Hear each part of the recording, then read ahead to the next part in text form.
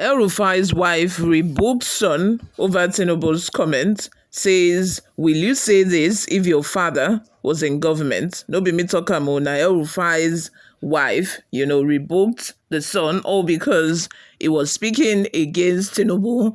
This is the kind of country that we are in. Once you are eating from the government, once you have one thing or the other that you're benefiting from the government, you will refuse to say the truth.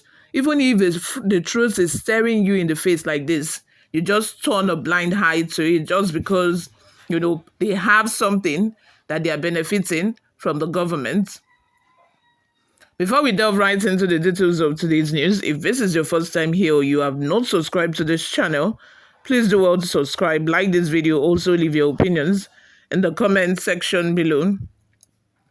Hadiza, the wife of Nasir El-Rufai, former governor of Kaduna State, has tackled Bashar, her son, for criticizing President Bola Tinubu's administration.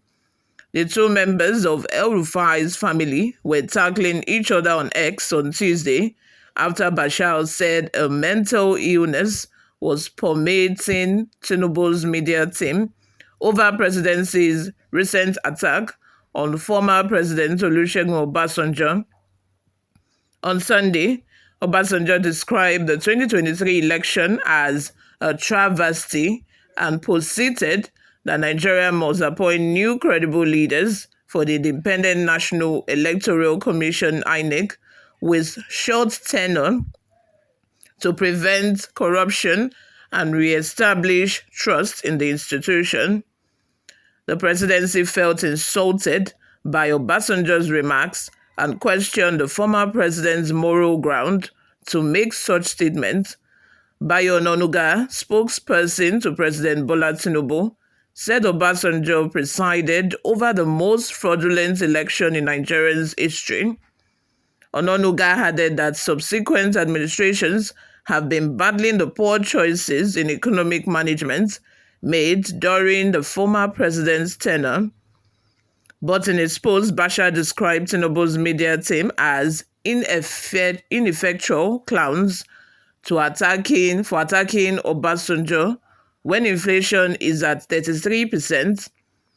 The post gathered several comments, one which was from Hadiza, the former Kaduna First Lady, asked Bashar if he would be saying this if your father were part of this government. Underneath, Bashar replied that his father would have resigned by now due to the failure of the administration. He added that El-Rufai would have disassociated himself from the government. I feel like it's easy for the son to say this, all because the son was neglected, when they were doing the appointment sharing. In fact, it was even listed among those that were supposed to be appointed for a ministerial position, but due to some reason or the other, it was not picked at the end of the day. I feel like if El-Rufai was part of a government, he wouldn't have resigned. These politicians do not just resign like that. Before a politician will tell you that I'm resigning based off of the fact that, this administration, these people I'm working with, they're unable to fulfill, the promises they've made to the people. And I feel like we are disappointing the Nigerian populace, or I feel like I cannot deliver the dream, like I cannot do the things that were promised during the campaign period. So I feel like I should step down and go, just like the UK prime ministers, have done. Once they feel like they have, I don't think there's anyone amongst the UK prime ministers that have spent 4 years in government. None. As soon as they realize that they are unable to, fulfill their campaign promises, they step down, because why continue with failure? Why? All because they want to continue to be in power. You want to take the country through 8 years of failure and you still say you want to go for second term. Not only are you going to take the country for 4 years, you lead the country through 4 years of failure, you are still bidding for a second term, which will make it like 8 years of failure. If you know you can't do the job, just step down and allow another person, that is up to the task to be in that position. But in Nigeria, my fatherland, that doesn't happen, or that doesn't happen.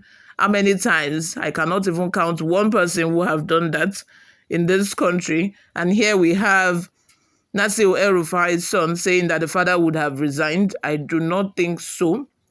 I do not think so. And besides, I feel like if a father were to be, an appointment, were to be given an appointment, he wouldn't be saying this, just exactly what the mother said.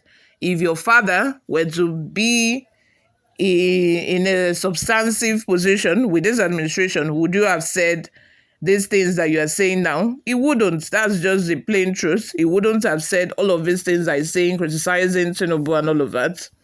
Before we go, guys, let's take a look at a few reactions online. Amina Lawal says, he was abusing people since none of you stop him. If no, because of Bello behavior, honestly, people will have questioned your upbringing.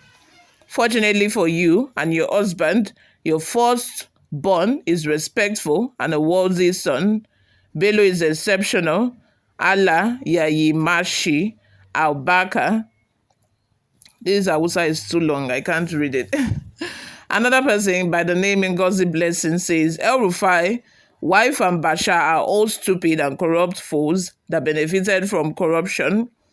Jacob Uzuwanne says, unfortunately, Adiza is far detached from the realities on the ground. Well, I don't blame you. You are part of a problem the country is facing today. After all, you never advised your husband when he was busy demolishing people's houses in Abuja as the FCT minister. Chukwuma Obi says, don't mind the idiots. Not up to 1% of Nigerian politicians are sane. All they do is rubbish talking. So Madina says, is he lying? I don't know why some people in the comments act like people with deformed brain, saying the boy is a fool. Tinubu and his administration are basically idiots with no future. Their bet is basically a waste. See what they are doing, even to the Yoruba people that supported him. Laugh out loud. So glad I don't hail from that tribe. The embarrassment is just too much. Ekene says, your son have said it all, and that is a bitter truth. And only the hypocrites would argue with him. And this is why this country will never be well. Johnson says, Obasanjo, the enemy of Nigeria, what have you to say? Where is the money you and Atiku used to privatize lights, MPA, and the rest? Old wizard that sold Nigeria to Festac, bought all sorts of demons to the country in 1977. You think by this you will fly to heaven? No type of ritual you have not done, to an extent sleeping with your son's wife, animal that puts on dress. It's those that does not know you in Abeokuta hometown that honors you. Now, wow. You all, let's have your thoughts and opinions in the comment section. What do you all think about this? Subscribe to this channel, guys, if you haven't already done that. I will see you all in my next video. Bye for now.